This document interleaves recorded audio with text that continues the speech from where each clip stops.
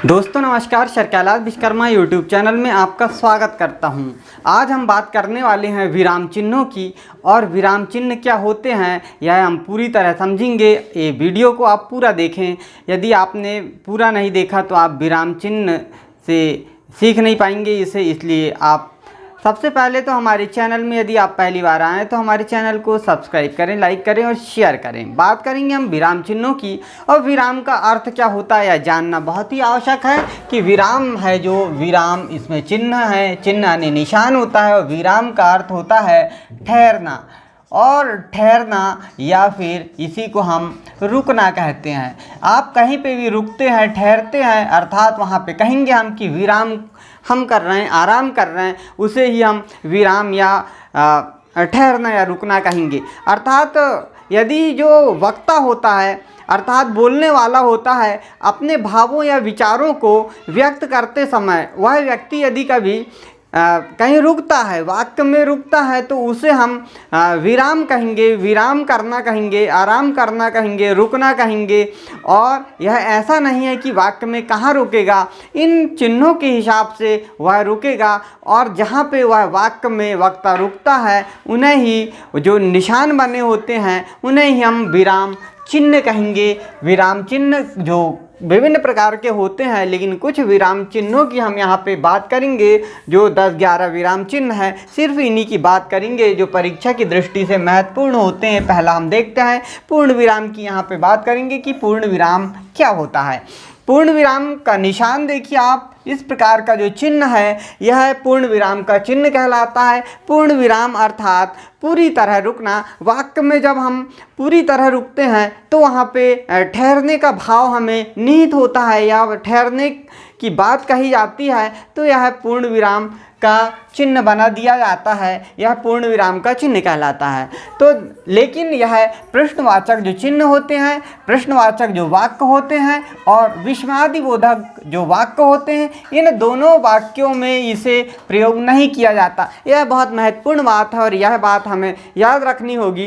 किसी व्यक्ति या वस्तु का सजीव वर्णन करते समय वाक्य के अंत में भी पूर्ण विराम चिन्हों का प्रयोग किया जाता है। आप अक्सर करके देखा होगा कि वाक्य के अंत में यह निशान का प्रयोग किया जाता है। यह पूर्ण विराम है। पूर्ण विराम का अर्थ है पूरी तरह रुकना। जहाँ पे ये प्रयोग किया जाएगा वहाँ पे हम पूरी तरह आराम करेंगे, रुकेंगे, फिर इसके बाद में आगे की बात कहेंगे।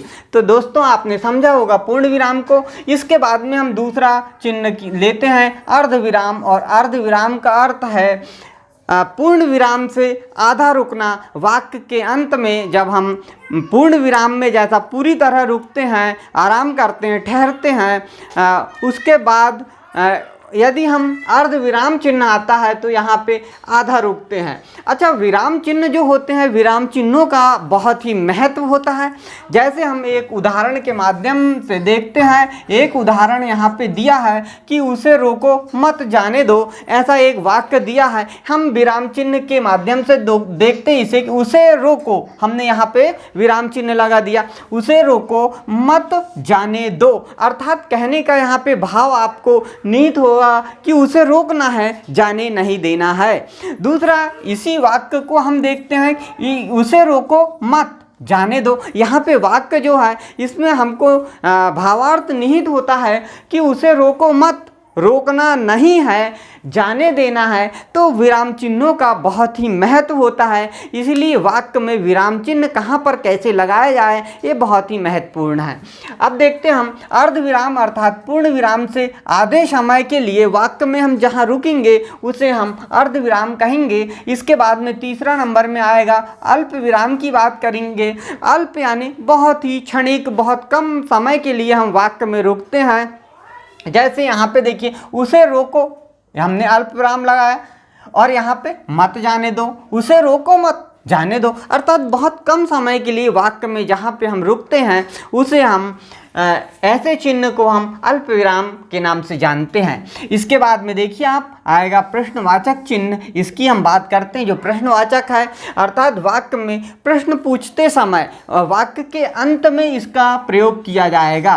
वाक्य के अंत में प्रश्नात्मक जो वाक्य होंगे उनके अंत में प्रश्न पूछने के लिए प्रश्नात्मक वाक्यों में हम जब प्रयोग करेंगे तो यह क्वेश्चन मार्क जिसे इंग्लिश में कहते हैं अर्थात प्रश्नवाचक चिन्ह का प्रयोग किया जाएगा। विस्मयादि बोधक जहाँ पे आप देखिए अकस्मात कोई हाव भाव की बात होती है वहाँ पे हम यह चिन्ह का प्रयोग करते हैं जिसे हम विस्मयादि बोधक चिन्ह के नाम से जानते हैं। अर्थात हमें विस्मय होगा, आश्चर्य होगा, ऐसी अनुभूति जहाँ पे वाक्य में होती वहाँ पे विस्मयादि बोधक चिन्ह का प्रयोग किया जाएगा। इसके आगे हम देखते हैं निर्देशक या रेखिका चिन्ह जो होता है। आप देखते हैं कुछ हम देखते हैं जैसे उदाहरण के रूप में हम बोलते हैं कि नीचे लिखे, नीचे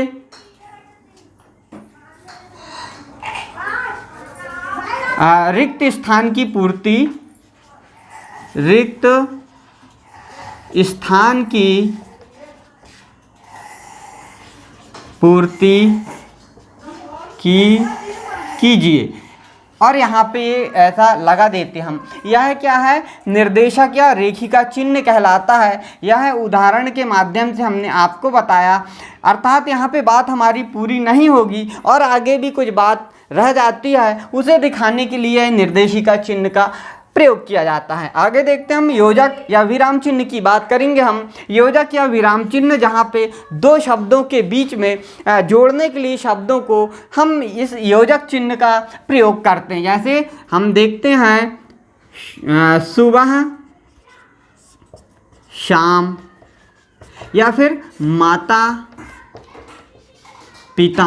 तो यह जो चिन्ह हमने प्रयोग किया यह योजक चिन्ह है। दो शब्दों को जोड़ने के लिए इस शब्द चिन्ह का प्रयोग किया गया है। कोष्ठक की बात करेंगे तो कोष्ठक, छोटा कोष्ठक, सर्पाकार कोष्ठक और बड़ा कोष्ठक, ये कोष्ठक का प्रयोग भी वाक्य में किया जाता है।